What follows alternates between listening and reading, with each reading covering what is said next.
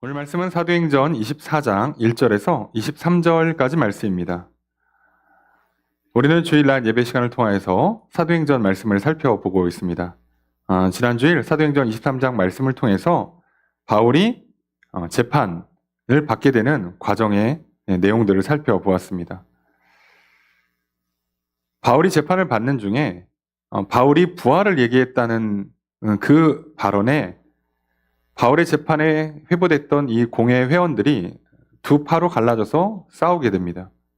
그래서 재판은 파기가 되고 바울은 이제 재판을 연기하게 돼요. 그리고 그로 인해서 이제 바울을 죽이겠다는 암살단이 조직이 됩니다. 바울은 전혀 알지 못한 채로 그렇게 살아갈 뿐입니다. 하나님께서 그 바울을 위협으로 지키기 위해서 생질, 조카를 통해서 정보를 알게 하시고 그리고 천부장을 통해서 가이사랴로 옮기게 합니다. 그런 식으로 하나님께서는 계속해서 바울을 지켜주시고 인도해 주세요. 분명히 하나님께서는 바울에게도 담대하라고 여러 번 말씀하셨고 지켜주겠다고도 약속하셨어요. 그런데 놀라운 건 바로 그 바울을 이제 호송받은 이 총독이 군인들을 향해서 바울을 지키라고 명령합니다.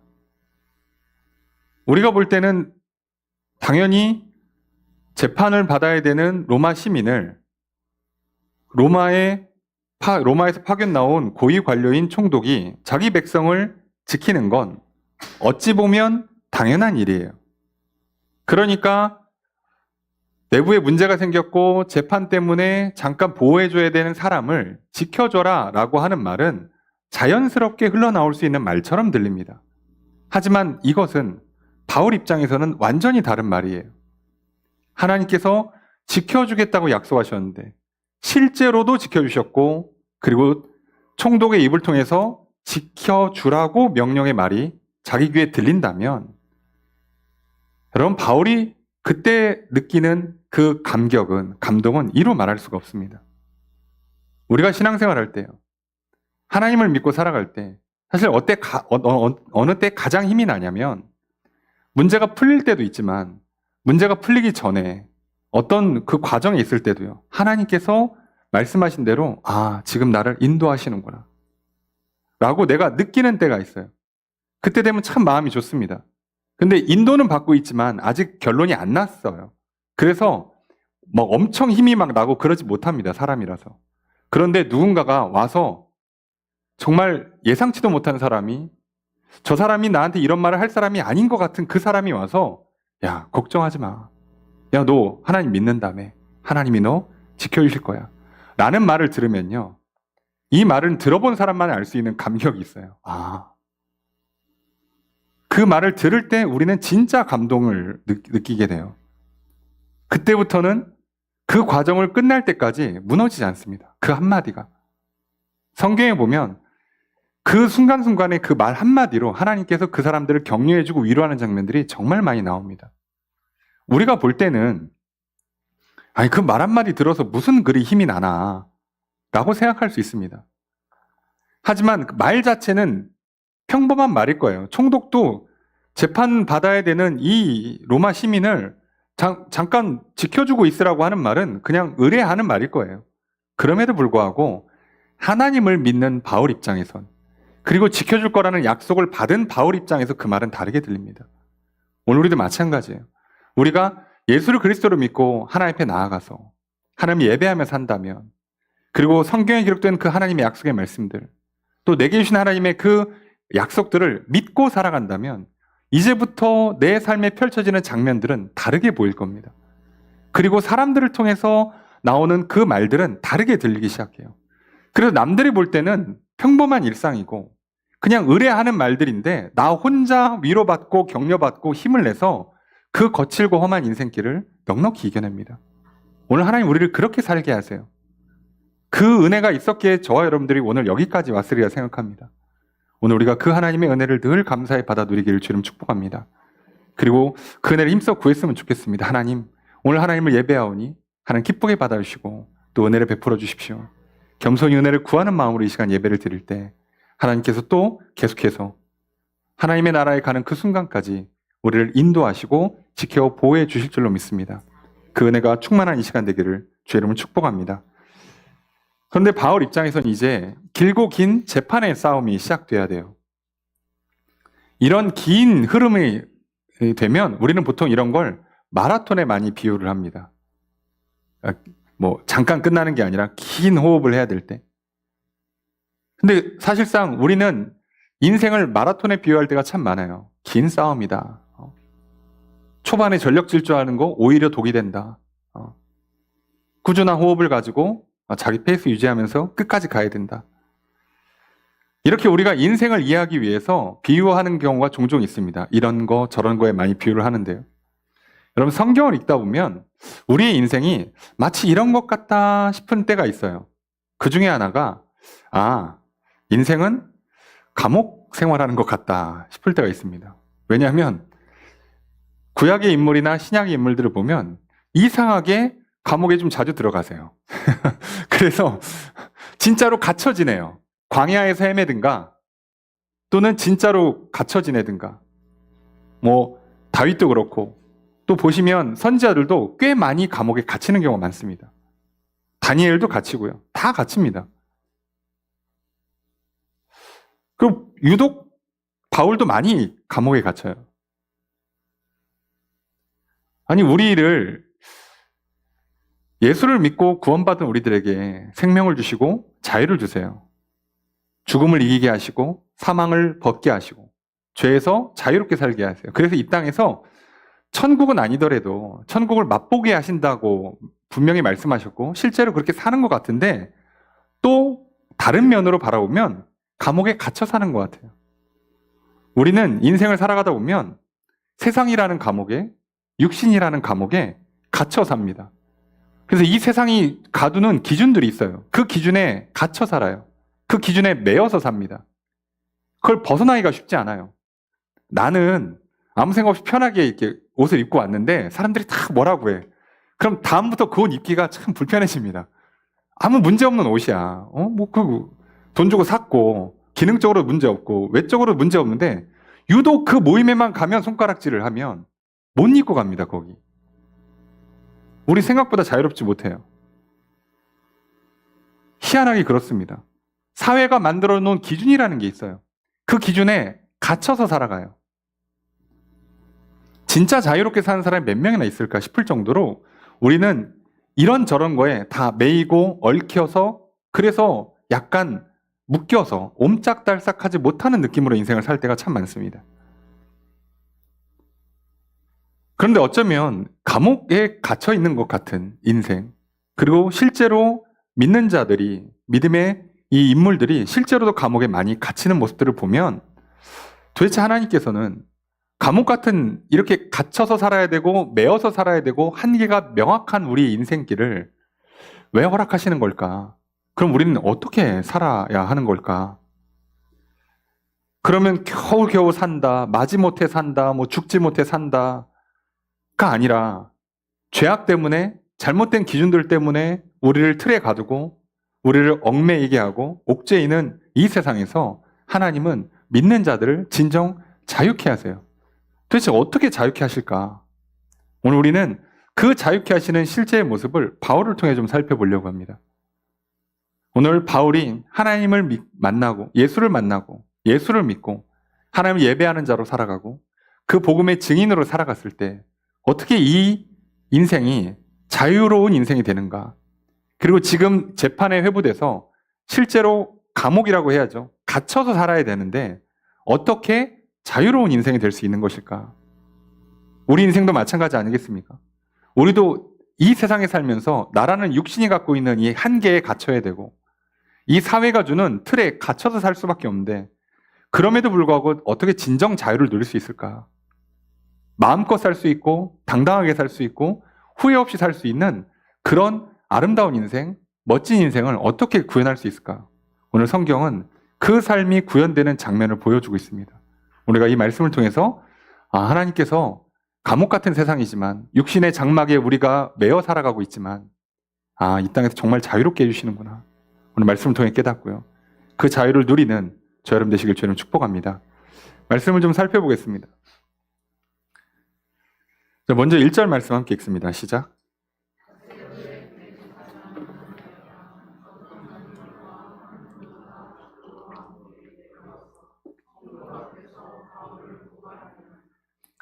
바울이 가이사랴로 호송되어 그 다음에 5일의 시간이 지났습니다.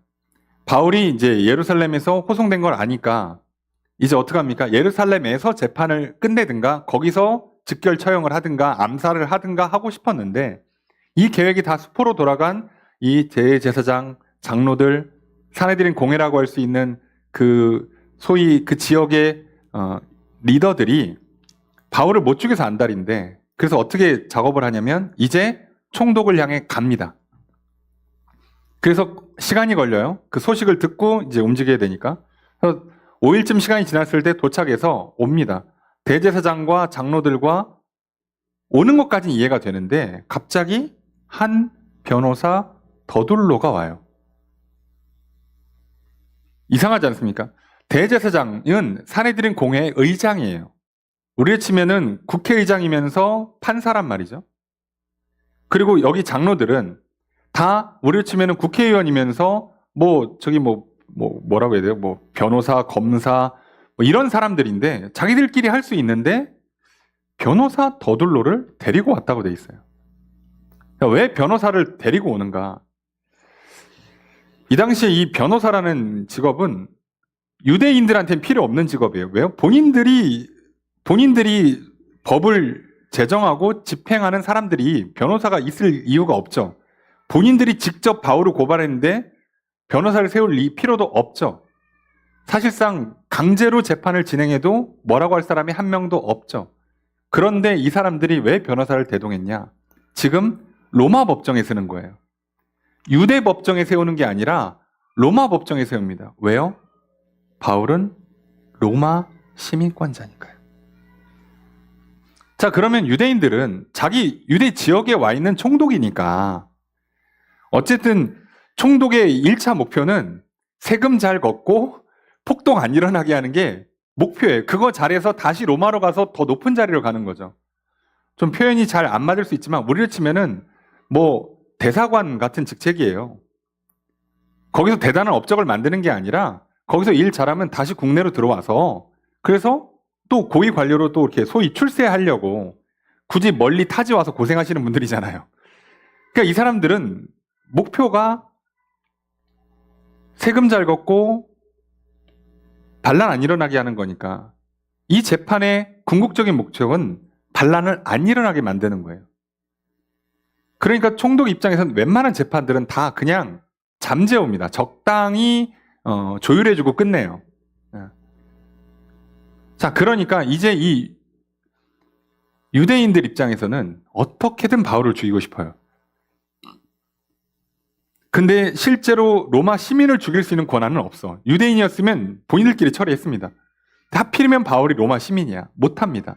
그래서 어떻게든 이 로마의 법에 맞게끔 고소 고발해서 사형이라는 판결을 끌어내고 싶어요. 그래서 전문가를 동원한 겁니다. 그래서 변호사를 데려온 거예요. 그래서 그 당시에는 로마에서는 실제로 변호사 직종이 있었답니다. 워낙에 그 로마가 그 유럽 일대를 다 점령하고 사실상 다 귀족들이니까 자기들끼리 여러 가지 분쟁들이 생기면 법정에서 다툼을 할 때 전문적으로 그걸 수행하시는 분들이 있었대요. 예. 그러니까 이런 사람들을 굳이 섭외를 해서 야, 시간 얼마 있지도 않았는데 이거 걸어왔으면 군대가 마차로 호송해서 하루 걸리는 거를 대충 따지면 직행으로 했을 때 가이사랴까지 한 70km 정도 생각해야 되거든요. 짧은 거리가 아닌데 이 사람들 그 사이에 소식 듣고 벌써 하루 지났고 준비해서 대동해서 걸어서 갔어요. 대단한 거죠. 엄청난 열정입니다. 우리는 오늘 이 장면을 하나 좀 기억할 필요가 있어요. 아, 세상이 이렇구나. 가끔 우리가 세상 살다 보면 그런 생각이 들 때가 있잖아요.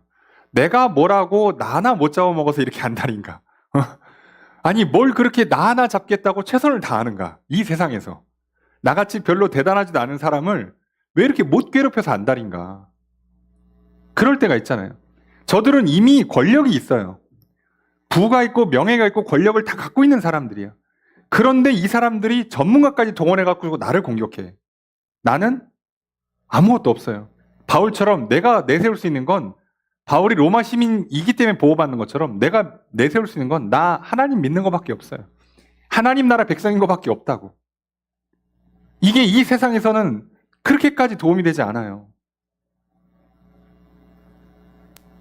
아무리 로마 시민이어도 유대 지역의 권력가들이 이렇게 전문가를 동원해서 총독이랑 지금 1대1로 지금 얘기할 수 있는 그 수준의 사람들이 와서 나를 공격하면 바울이라고 이길 수 있을까? 사실상 바울은요, 이 법정에서는 이기는 싸움을 싸우는 게 아닙니다. 정확히는 못 이겨요. 사실은 이겼다고도 볼 수 있는데 왜 이걸 못 이기냐면 바울은 여기서 이기는 게 목적이 아닙니다. 바울은 뭐가 목적이에요? 로마로 가는 게 목적입니다.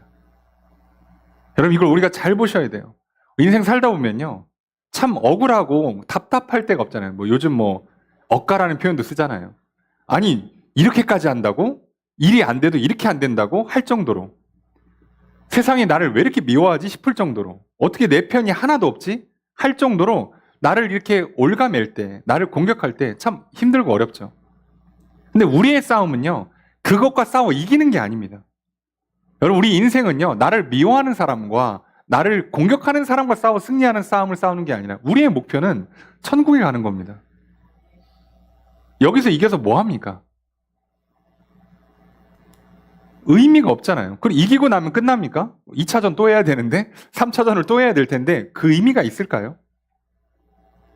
이 땅에서 길어야 100년이고 말 그대로 죽음 이후에 천국이든 지옥이든 그곳에 살 말 그대로 영원이에요. 말 그대로 천년 만년을 보내야 돼요. 진짜 싸움은 거기서 이루어질 건데 왜 여기서 100년짜리 갖고 목숨을 거냐 이거죠. 바울은 이 싸움을 알아요. 아, 저렇게까지 나를 공격한다고?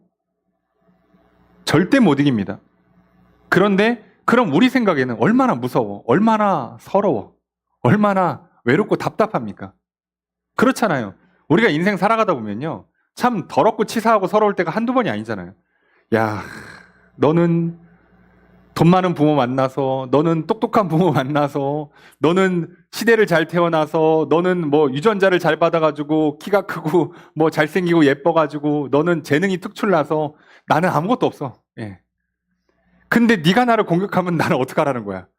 너 혼자 알아서 잘 살지 왜 나를 미워하냐고. 근데 때로는 우리가 인생을 살아가다 보면 경쟁을 하잖아요. 근데 경쟁이 안 돼. 우리로 치면 쉽게 얘기하면 우리가 대학을 가는데 나는 혼자 공부해요. 근데 저기는 이미 뭐 교수하고 계시는 부모님, 뭐 교사하고 있는 부모님 밑에서 이미 초등학교 때부터 다 만들었어. 대학 갈 걸 다 준비했어. 게다가 애도 머리도 좋아. 또 애가 또 성실하네. 열정도 있어. 재능도 있어. 그런 애랑 나랑 경쟁을 해요. 대학을 놓고, 취업을 놓고. 우리 어떻게 이깁니까? 그 싸움을.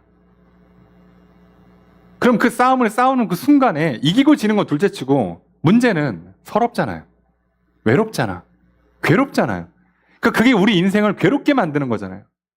매일같이 우리가 힘들고 어려운 이유는 싸움을 패배하기도 전에 이미 정신적으로 패배한 거잖아요. 이미 지고 시작하는 거잖아. 아직 인생이 안 끝났는데 벌써 우리는 확신을 갖고 있잖아요. 졌다. 야, 나중에 늙으면 참 인생 괴롭겠다, 서럽겠다 라고 벌써 생각하잖아요. 인생 긴데 초등학교, 중학교, 고등학교 성적으로 이미 인생은 끝났잖아. 대학 가는 순간 벌써 이미 인생이 끝났다고 생각하잖아요. 아, 안 되겠다 나는. 바울도 똑같은 상황이었지 않겠습니까? 지금 어떻게 이겨요? 바울은 변호인단도 없어요. 아무도 없어요. 혼자입니다. 진짜 혼자입니다. 여기 급하게 호송돼서 지금 동료들, 친구들도 아무도 없어요. 진짜 혼자 왔어요. 진짜. 그리고 저쪽은 아예 대놓고 권력가들이 힘 있고 돈 있고 명예 있고 안 그래도 공부 많이 하고 똑똑한 사람들이 법률을 꿰요. 예. 사내들인 공회원들, 서기관 계열이면 성경 다 외웁니다. 진짜 구약에 있는 율법들은 다 외운다고 보셔야 돼요. 그런 사람들이 심지어 전문가까지 동원해서 나를 공격해요. 그 싸움을 싸우는 겁니다. 그 싸움을 싸우는데 바울을 불러요. 이제 재판장에 섰습니다. 바울 여기 이만큼 와가지고 불러요. 이제 변호사가 딱 서가지고 얘기를 하죠. 자, 더둘로가 고발을 하는데 뭐라 그러냐? 수려한 법정 용어를 쓰기 시작합니다. 벨릭스 각하요. 우리가 당신을 힘입어 태평을 누리고. 이제부터 시작하는 거예요. 자, 우리로 치면 존경하는 재판장님. 자, 이거 시작하는 겁니다. 이 전문가를 어떻게 이겨요? 솔직한 말로. 법정에서. 그래서 4절에 보니까 짧고 굵게 하겠습니다. 그러면서 핵심만 딱 찍어요. 이 사람 전염병 같은 역병이라는 거예요. 역병. 뭐라고냐? 유대인들을 다 전염시켜가지고 소요를 일으킨다는 거죠. 지금 이 전문가가 쓰고 싶은 용어가 뭔지 아시겠죠? 소요예요, 소요. 총독이 제일 싫어하는 거. 로마가 제일 싫어하는 거. 폭동 일으킨다. 자, 폭동 일으키는 사람이라는 걸 지금 증명하고 싶은 거예요. 그리고 그걸로 걸면 사형입니다. 자, 이걸 밀고 싶은 거예요, 이 사람은. 그러니까 지금 여기 뭐 예수님 얘기 한마디도 안 나와요. 이 법정에서 예수란 단어도 안 나옵니다. 메시아 그리스도란 단어도 안 나옵니다. 하나님 당연히 언급할 필요도 없어요. 그럴 필요도 없이 지금 핵심 쟁점은 폭동을 일으키는 사람이냐 아니냐예요. 자, 이걸 밀어붙여요. 그리고 성전을 더럽게 한다. 이런 식으로 폭동을 일으킨다. 우리는 성전을 더럽혀서 난리를 치어서 폭동을 일으키려고 하니까 막으려고 했던 거다. 자, 이 얘기입니다. 근데 이 사람 냅두면 난리 나니까 처리하시죠. 이렇게 하는 거예요. 자, 6절 하반에서 8절 상반까지 없다라고 되어 있는데요. 자, 이거는 성경이 좀 사연이 깁니다만 성경을 읽으시면 또는 없음 있거나 가로 열고 뭐라고 어느 사본에는 이렇게 써 있을 거예요. 이게 다 뭐라고요? 성경을 장절을 구분한 건 거의 12세기, 13세기 돼서야 완성이 돼요. 그때는 그때 성경을 갖고 했는데 문제는 고고학을 발달되면서 사람들이 연구하고 찾다 보니까 성경 원본에 가까운 성경들을 자꾸 발견하는 거예요. 그러니까 뒤는 다 사본이죠. 그러니까 성경 원래 원본이었고 제일 원본에 가깝다는 사본이 제3사본이에요. 그러니까 한 번, 두 번, 세 번 필사한 복사한 게 제일 가까운데 그 중에 하나가 사해사본이에요. 유명한.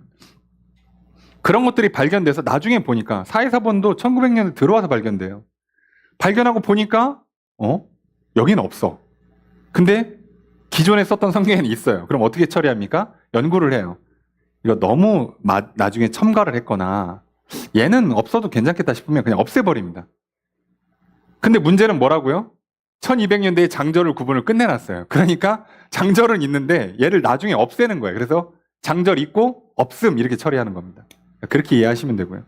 경우에 따라서는 여러분 성경 밑에 다른 사본엔 이렇게 써 있습니다라고 기록되기도 해요. 그러니까 뭐 중요한 거 아니니까 그냥 그렇게 참고하시면 되고요. 그래서 이 변호사가 하는 핵심, 소요를 일으키는 사람이고 성전을 더럽혀서 우리 안에 폭동이 일어나서 지금 로마가 문제가 골치 아플 수 있으니 8절에 당신이 한번 신문해 보시면 알 수 있다 하고 짧게 끝내요. 그러니까 9절에 유대인들이 옳소 이렇게 하는 겁니다. 자, 그러니까 10절에 총독이 바울한테 하는 거 너도 얘기하라고. 자, 그래서 10절에 보면 바울이 대답을 시작합니다. 바울도 그래도 배운 사람이기 때문에 나름 예의를 갖춰요. 당신이 여러 해 전부터 총독 임기가 한 보통 3년에서 5년 정도라고 해요.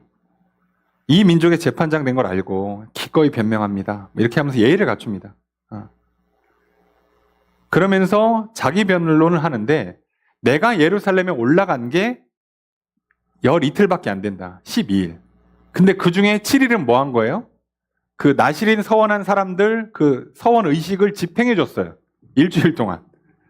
도착해서 하루 이틀 짐 풀고 그 문제 될까봐 그거 해라고 그래서 야고보 사도가 그거 하라고 그래서 일주일 동안 그거 하고 끝나는 마지막 날 이 사단이 난 거잖아요. 뭐 한 것도 없어. 그래서 잘 보시면 12절에 내가 성전에서 뭘 변론을 했다거나 사람들을 소동 일으킨 걸 하지를 않았고 본 사람도 없다.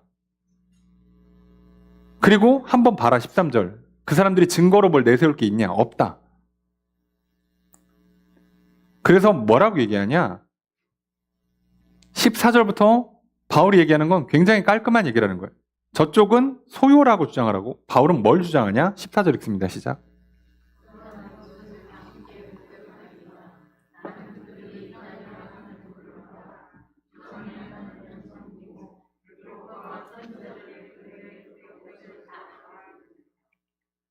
15절까지 읽겠습니다. 그들이 기다리는 바 하나님께 향한 소망을 나도 가졌으니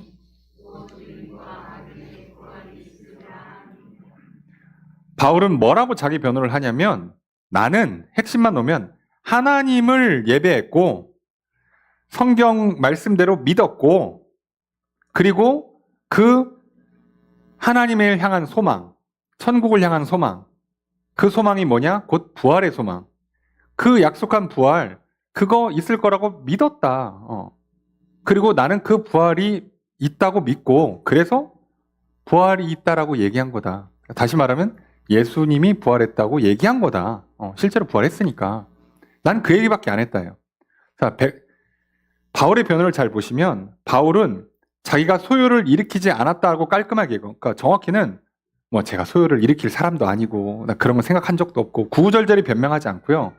내가 소요를 일으킬 시간도 없었고 소요를 일으켰다는 걸 본 사람이 있으면 데려와 보라 이거예요. 그리고 나는 하나님 믿고 하나님 예배하고 말씀대로 믿었고 그래서 부활을 얘기했던 것뿐이다. 끝입니다.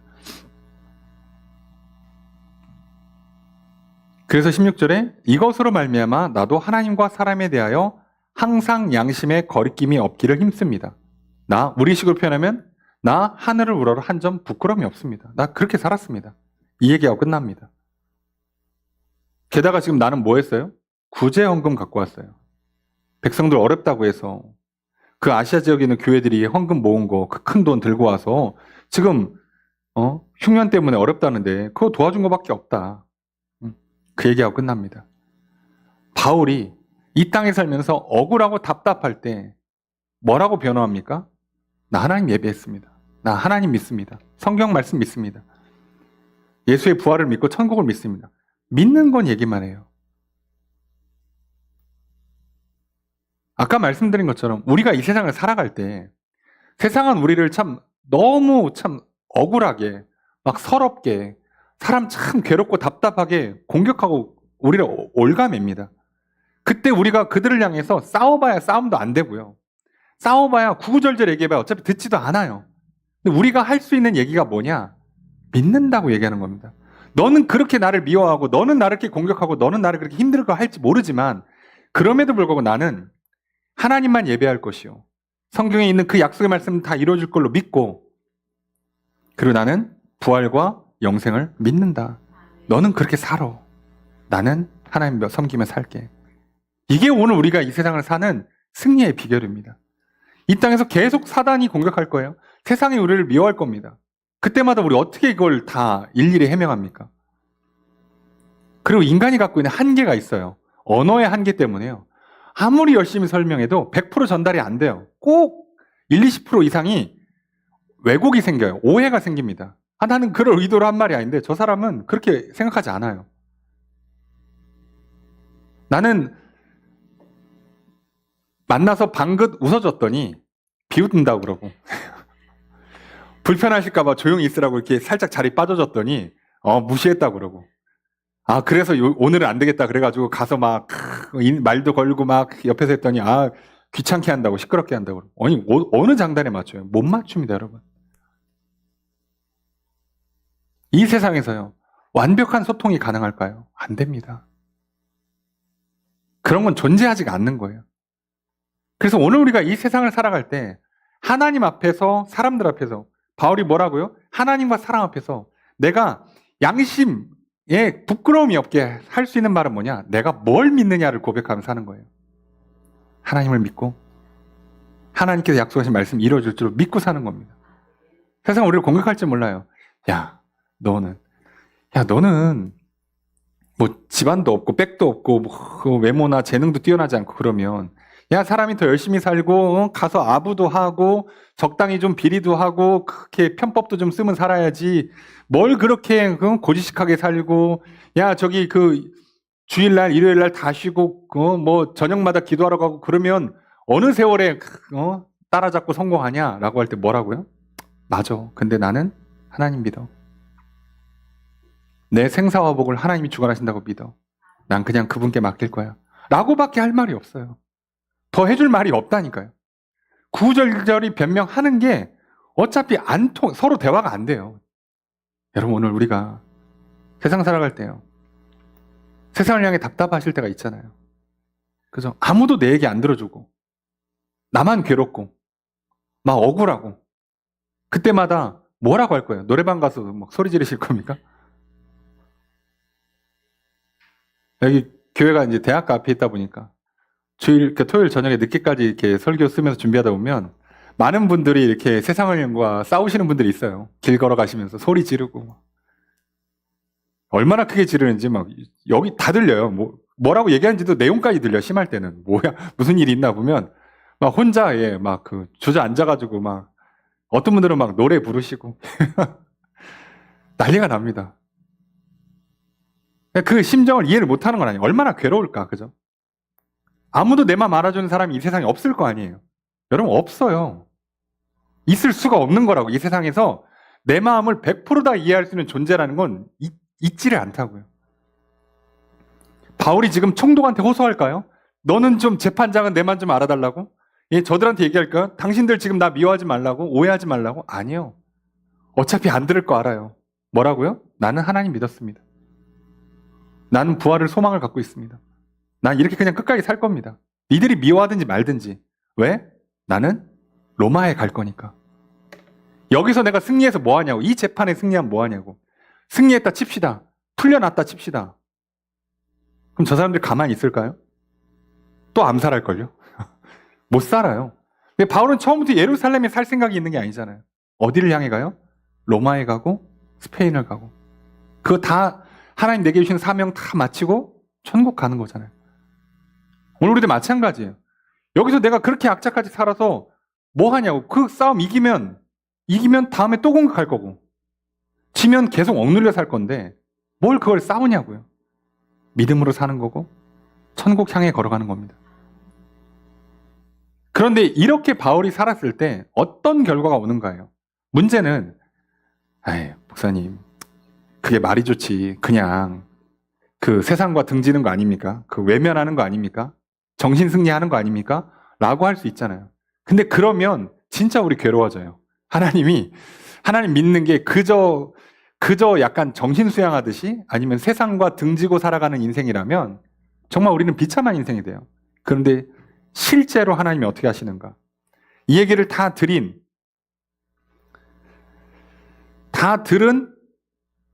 벨릭스 총독이 뭐라고 판결하냐? 그래? 근데 이게 소유가 아닌지 확인하려면 그때 바울이 집단 폭행 당할 때 그걸 끄집어냈던 천부장, 그 천부장의 이야기를 들어야 돼요. 그래야 좀 확인할 수 있어. 어차피 총독도 관심은 뭐예요? 이게 폭동이 맞냐 아니냐, 추후에 계속해서 폭동이 일어날 가능성이 있냐 없냐가 중요하니까 야, 천부장 올 때까지 다음 재판으로 하고 그냥 연기시켜버립니다. 자, 재판은 연기됐어요. 그 폭동만 아니면 총독은 관심도 없어요, 사실. 그런 다음에 뭐라고 얘기하냐? 23절 함께 읽습니다. 시작.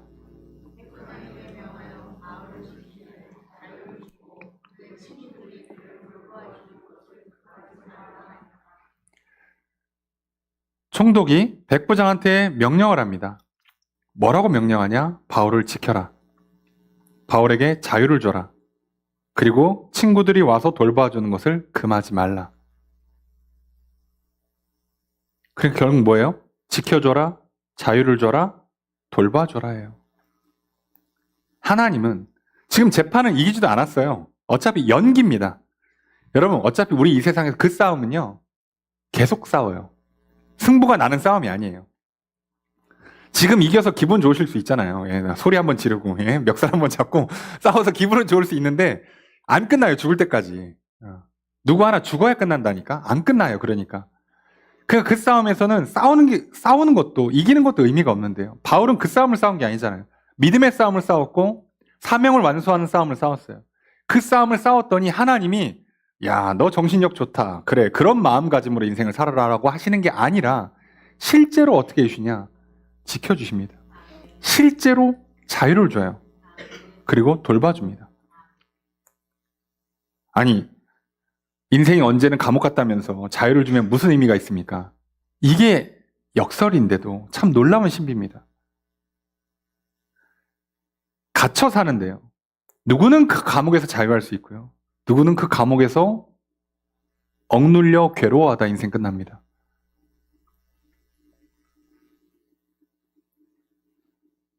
그럼 이제부터 바울이 이 싸움을 싸우는, 믿음의 싸움을 싸우는 핵심만 보면 돼요. 아, 우리 인생의 싸움이 이와 같구나. 어차피 세상이라는 틀에 갇혀 살아야 되고 육신 장막에 눌려 살아야 돼요. 여러분, 내가 태어난 이상 성별이 갖고 있는 특성을 에서 벗어날 수 없어요. 나이가 들면 노화를 벗어날 수 없습니다. 아무리 돈을 많이 갖다 쏟아 부어도요, 노화를 이기는 인간은 한 명도 없습니다. 결국 조금 덜 늙어 보이거나 조금 천천히 늙을 뿐이지 결국은 시간 지나면요 감당 안 됩니다. 방법이 없어요. 그럼 나이 들면서 여러분 생각해 보세요. 약해지지, 병들지, 나만 아픈데 옆에 가서 아이고 아프다 그러면 듣기 싫어하지. 나만 또 괴롭잖아 인생. 근데 어떻게 해요? 내가 사는 동안에 이 육신에 눌려 살아야 되잖아. 육신 장막을 입고 살아야 돼. 이거 벗는 그날까지는 감당 안 됩니다. 내 몸도 이러지. 가정이나 일터나 사회에서 살아가는 동안은 계속 똑같은 일이 반복될 거예요. 그럼 이제 우리는 뭐만 한다고요? 믿음의 싸움만 싸우는 겁니다. 내 육신의 노화와 싸우는 인생이 아니에요. 어차피 미안한, 좀 죄송한 표현이지만 어차피 죽어요. 우리는 노화랑 싸우는 인생이 아니라 노화를 다스리면서 우리가 이 땅에 살면서 뭘 믿고 살아갈지 그 믿음 안에서 정말 주시는 사명을 누리면서 예배 마음껏 드리고 마음껏 하나님 말씀 전하고 그리고 내게 주신 사명을 완수하면서 가정 안에서 교회 안에서 일터에서 정말 자유롭게 멋지게 사는 거예요. 그러다가 천국을 향해 한 걸음 한 걸음 더 가까이 나아가는 겁니다. 왜 노화랑 싸웁니까, 여러분? 이거 싸워서 우리가 이기면 몇 살 더 살 것 같습니까? 성경에 이미 우리의 수명을요 120으로 제한해놨어요. 노아 홍수 이후에. 인류가 아무리 의학이 발달해도요 어차피 그 한계는 못 넘을 거라고 믿습니다. 지금 많이 좋아져서 그냥 100세 얘기하고 있잖아요. 그것만 해도 어디야? 못 이기는 겁니다, 여러분. 싸움의 대상이 아니에요. 물론 인류가 그래도 지금 여기까지 오는 동안에 질병과 싸우면서 많은 의학의 발전을 이루어냈죠. 예. 하지만 그 노력의 결과물은 100년짜리의 삶을 좋게 만드는 거예요. 그것도 그렇게 열심히 산다면 앞으로 이게 1000년, 만년 남은 삶을 놓고는 왜 안 싸우냐 이거죠. 진짜 싸움을 놓고는 왜 안 싸우냐고. 여긴 믿음의 싸움이라니까요. 폭동이 일어나냐 안 일어나냐 바울한테 중요하지 않아요. 바울은 지금 내가 뭘 믿고 있느냐가 중요하고 이 싸움을 이겨서 가이사랴에서 잘 지내면 뭐해? 예루살렘에 다시 들어가면 뭐예요? 나는 로마에 가는 게 사명이에요. 로마를 찍고 스페인 가는 게 사명이에요. 이걸 완수해야지.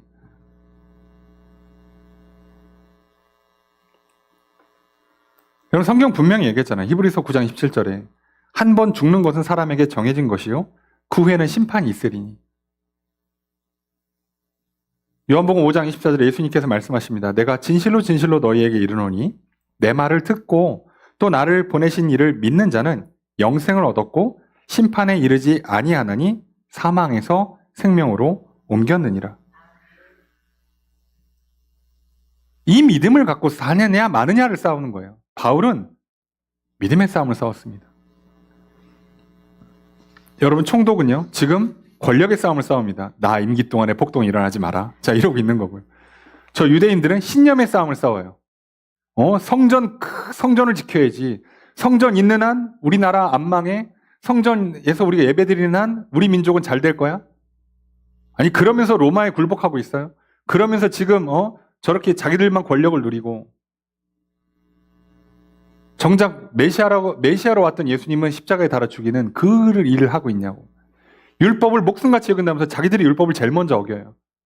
그 모순된 삶을 사냐고. 그렇잖아요. 여러분, 우리가 이 땅에 사는 동안에요, 나를 바라보는 시선과 싸울 것이냐, 내 생각과 다른 사람과 싸우면 평생을 살 것인가, 나를 미워하는 사람과 나를 공격하는 사람과 평생 싸우며 살 것이냐, 또는 내 마음에 쏙 드는 사람 찾아 헤매는 인생을 살 것이냐. 우린 인생 그렇게 살 필요가 없지 않습니까? 여러분, 우리가 예수를 그리스도로 믿고 하나님을 예배하며 산다면, 믿음으로 산다면 하나님은 나를 돌봐주시고 자유를 주시고 지켜주십니다. 그럼 우리가 이 땅에 사는 동안에 문제가 안 생겨요. 근데 감옥이라면서요. 근데 우리가 지난주에 봤잖아요. 어떤 감옥이에요? 감옥이라고 하기에는 헤롯이 별궁으로 지은 곳이었다가 나중에 로마의 관저가 된 곳이에요. 근데 여기 지금 가보시면 알겠지만 휴양지입니다. 좋은 데예요. 장소도 엄청 큽니다. 갇혀 지내는 데가 꽤 커요. 여기에서, 이 해변에서, 총독이 지금 관저로 휴가 보낼 수 있는 곳이에요. 원래 헤롯 대왕이 자기 쉴라고 그렇게 만들었다가 이렇게 된대. 이런 곳에서 지낸다고. 여기를 감옥이라고 부릅니까?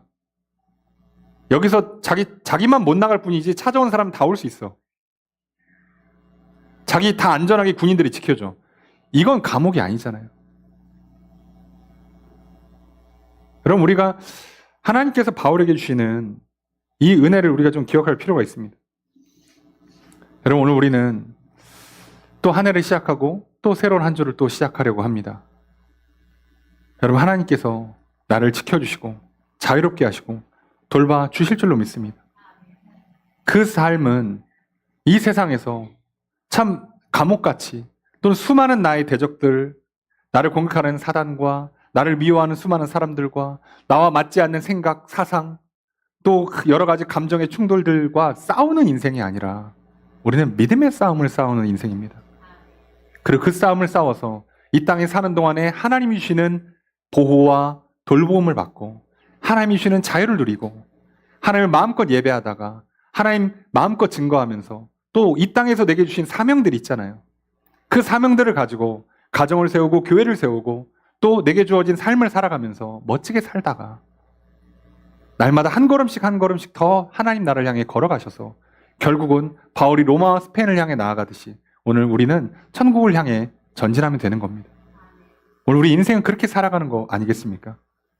여러분, 그러니 놀랍게도요, 우리는 감옥 같은 인생이지만 자유로운 인생이 됩니다. 그러니 어찌 보면 감옥에 매이는 게 자유를 얻는 비결이에요. 세상은 육신의 노화와 싸우고요, 나와 다른 사상과 싸우고요, 나랑 맞지 않는 사람들과 싸우면 살아요. 아니요. 그냥 바울은 그 싸움을 그냥 받아들입니다. 나이 들면 몸이 약해지는 게 당연하고, 그러면 뭐 어떻게 해요? 더 잘 먹으면 되지. 더 운동 열심히 하면 되지. 더 좀 많이 자면 되지. 받아들이면 되잖아요. 세상이 날 미워해? 맞아. 어떻게 다 날 좋아해? 그렇지만 그럼에도 불구하고 나를 사랑하신 하나님, 나를 위해 기꺼이 십자가를 지신 예수님, 그리고 함께 믿음 생활하며 나아가는 믿음의 형제 자매들, 성도님들과 살면 되지. 어떻게 세상이 다 나를 좋아해 주나?